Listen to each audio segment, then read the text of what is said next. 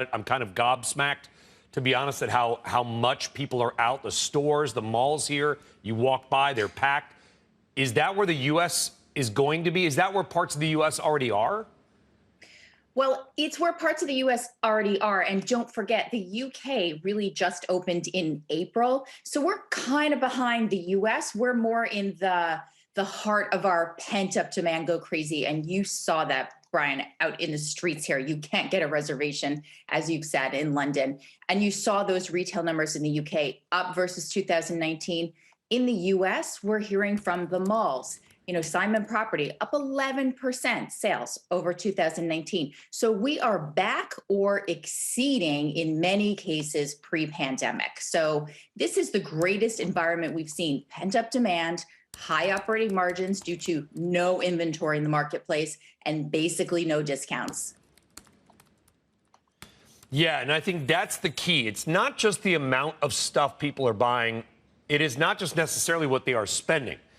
It is how much the retailers and the brands may finally make. For years, they were, I hate to say it, dumb about it, right? They overstocked inventory.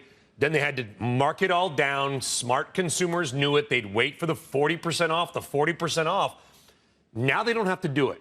So they're going to have stronger profit margins. We get that. I think the question is, Stacey, how long will that last? Is this really a long-term phenomenon? I think that history tells us that many brands and retailers fall back into their old ways. And again, the trick is now they're in the forecasting business.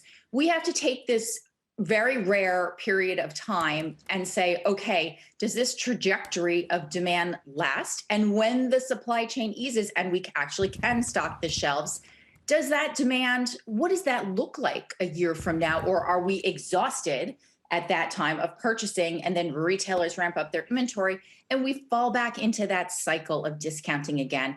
And I think this is probably as good as it gets at this moment, not only from investing and operating margins. If you look a year or two out when things normalize, I think we're going to see those discounts come back. Okay, so they will get not smart again in some. Hey, it's hard to break habits of 30 years, Stacey, right? All right, go back, answer your own question about supply chains. There have been some anecdotal comments, some car makers in Japan who are sort of starting to say things are starting to flow. Maybe some semiconductors are arriving a little bit faster than they used to. That's there. Still a lot of ships off the coast of L.A. Are you hearing from your sources that things are getting any better from the supply chains? Because it doesn't matter how much you want to sell a sweater for if the sweater doesn't make it to the store. I'm not hearing a ton of easing up at the moment. And of course, everybody's like, Q3 is not going to be great. Hopefully we can push stuff into Q4. The problem is when stuff is late, post-holiday, you got to mark it down. So I think for the next 4 quarters or so, this will persist. So the full price selling will persist.